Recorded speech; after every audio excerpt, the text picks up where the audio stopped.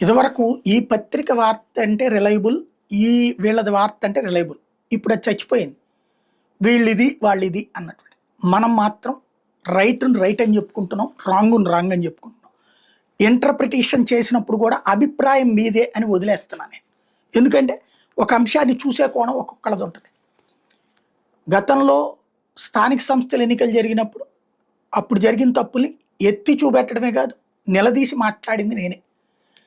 అప్పట్లో జాకెట్‌లో చేయి పెట్టి మరి నామినేషన్ ఫారాలు వెయ్యనివ్వకపోవడం, అట్లాగే దొంగ ఓట్లకు సంబంధించినటువంటి అంశాలే కాకుండా ఏకగ్రీవాలు.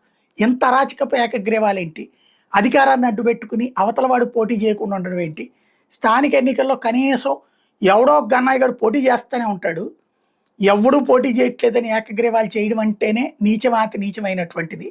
డబ్బులు పోస్తున్నారు, రాజకీయ పలుకుబడి వాడుతున్నారు, అధికారాన్ని వాడుతున్నారు.